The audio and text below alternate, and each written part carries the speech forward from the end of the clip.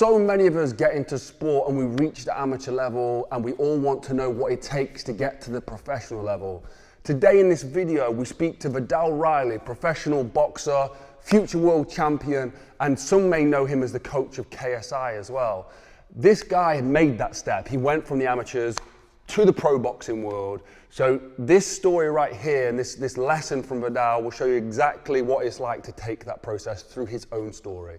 Today's video was sponsored by Mulliganbrothers.com, the most motivational clothing brand in the world, where you can now get the hardest work in the room t-shirts and the new Rise and Grind t-shirts, links all down below. Get them before they're gone. Before that, what does it take to go from an amateur to professional? And you can apply this to everything. An amateur businessman to a professional businessman, an amateur entrepreneur to a professional entrepreneur. Listen to these lessons. This is what it takes, guys. I'm your host, Jordan Mulligan. Let's jump into the video. What's the journey from amateurs to pro? Like, what does that look like? What did your journey look like as well? And then also the leap, like what was the difference when you eventually got there? So I was a top amateur. So my journey from amateur to pro the pinnacle of my amateur career is international tournaments, world championships, Olympics. That is my path. That was my path, you know, and that's not for everyone. Some people have a few amateur fights, turn over professionally. They have to start low at the bottom of the pile and slowly work their way to the top of the professional ranks through the hard work. And I do say it's my dad. As an amateur, definitely the hard work is all done from him. It was from his side. Through his hard work, I was a top amateur. And I was always looked at as an Olympic hopeful. I went to the Youth Olympics. So it's like, you know, I'm already on that path. I'm already with Team GB. I'm already in Sheffield training alongside the biggest names. And my transition, it started to look less like I was going to the Olympics because a few losses were coming in at the wrong times. You know, the fights I should have won, I was just letting them slip, and it makes that Olympic dream seem a bit further away. But you still can't discredit the 8 national titles, the European medal, the Youth Olympic. Is still a lot of pedigree. So fortunately, even with those hiccups, I already established myself so much as an amateur, not only in the UK but internationally, that when I turned professional, I always believed that I'd be in a privileged position, and that's before obviously the big thing happened with me and training with KSI. Yeah, so this is what I did want to go over, and I'm not saying it's like defending yourself against this, but the idea that you've been connected to the YouTube side of boxing, like just explain like why that's not the case, like you say, the pedigree, like what does that mean? Like, you know, we've got like, if somebody who's not understanding of the world of boxing, they might just assume. So how would you describe the difference? The easiest way to put it is KSI is who he is because when I was winning national titles, he was making videos. What I was doing when I was boxing and traveling up and down and winning these national titles, he was making YouTube videos, right?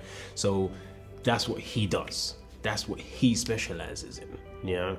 And he stepped into boxing in 2017, but because of what he does, creates so much following and so much attention, as opposed to me within the community. Yeah, everyone knows you, but it's not televised, it's not on a big scale, you know. No one puts it on the YouTube channel and gets millions of views as an amateur. No matter if you're the best amateur in the world, you still won't get a million views. You know, that's how it is. What he done accumulated attention, and a lot of people confuse attention with quality. Just because 10 million people watch what you do doesn't mean it's good. It just means you've managed to get them to watch what you're doing. And I feel like that's where the lines blur between the YouTube boxing world and the traditional boxing world. Is the numbers, the finances, they are mistaken for quality, and they're not linked. The fan base was built from something completely different, not because they've been boxing for a ton of years. I've been boxing since I was 6 years old in the boxing gym, right? That cannot be replaced by subscribers or followers. It's just not the same thing.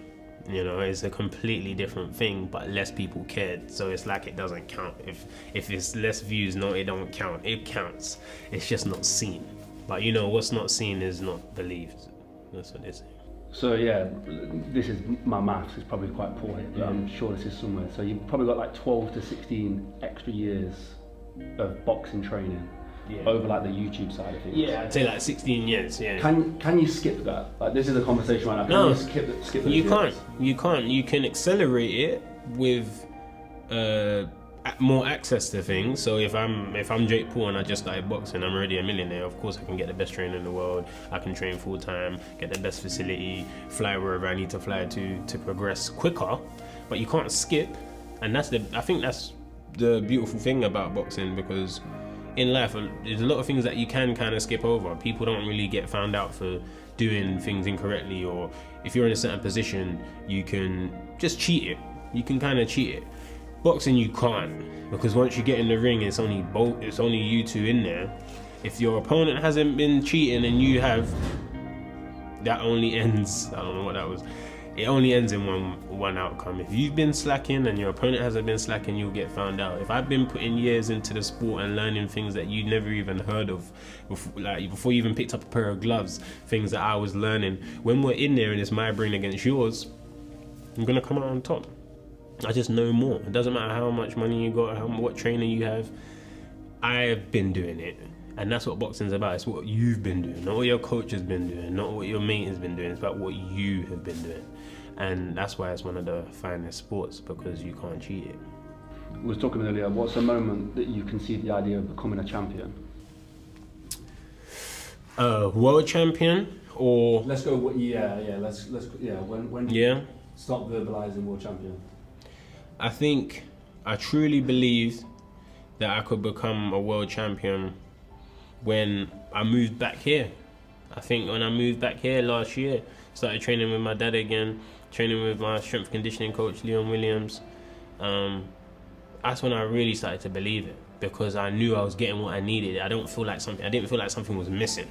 I felt like we've got the team now. We've got the structure in place. The only person that's gonna ruin this is me, and I don't intend on ruining it, because I want to do it. So when I got back and I really started working properly and getting myself back, it felt like, oh, I'm back. This is what's gonna get me to be a world champion. I can be a world champion because my team know what it takes to get there. They're doing it. I'm listening and I'm doing it. Simple equation. I'll be a world champion. Love it. So do you believe in like kind of manifesting stuff, like in terms of like thinking about stuff? And I do think you can manifest negativity. I also believe you can manifest positivity. And I also believe that my journey is not a journey of failure, because I think there's a lot of things that's happened in my life where if I was supposed to go down and out, it would have happened already. I genuinely believe that whether it's injury, whether it's outside of the ring, there's been things that's happened to me where if someone's supposed to go down, they would go down. And I think I get confidence in the fact that no matter when things go left, they always end up going right. And they end up going further right than they were before they went left. And so now when things don't go my way, I'm like, something special is about to happen. Something even bigger is about to happen, because that just seems to be the pattern of my life. But I try to minimize through whatever I can do things not going the way they should go. You know, it's funny, like I think we feel the same thing. Like we've had it where we've lost all revenue, everything's going to shit. Yeah. And I think the way of our life's gone is kind of similar. That there was something good around the corner. Kind of like trusted the process. It worked out right. Yeah. You know, you got to believe in the ups and downs. The downs are only as down as you make them. It's true, and that's the truth. It's only as down as you make them, because there's always something to seek in those situations that is positive. And you just have to program your mind that way. And when you do that, you get out of those little down periods and you're back. And you just don't get addicted to anything. Don't get addicted to being low. Don't get addicted to being high, because any adverse situation will get you down. It will get to you more. If you're rich and you get attracted to that, I'm rich. When you're not as rich, you're gonna go down. You know, if you're upset and you're like, I'm really upset, you're just gonna go crashing. You just can't really dive too much into anything. You just gotta let things be and enjoy it, but don't overindulge. Whether it's anything, you overindulge in food, you're gonna get some complications. You overindulge in anything, you're gonna get complications. Just enjoy everything in a balance. That's what I try to do. Balance everything. And there you go, Vidal Riley with another amazing story from his career as a boxer.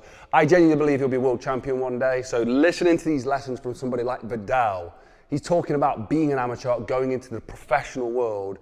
These are the kind of things that can be carried over into business, into entrepreneurship, into school, into different sports. Like, this is what it takes. This is what it's like to do that. So thank you so much to Vidal. Today's video was brought to you by Mulliganbrothers.com, the best motivational clothing brand in the world. The hardest work in the room vests are now out, the hardest work in the room t-shirts, and the Rise and Grind series has come. The whole new gym line's basically come out, and it's all linked down below. So if you want to get a piece of that, jump in quick before they're all gone. All the profits go back to making this content for free of charge to make sure that you guys can have motivation and inspiration on a day-to-day basis.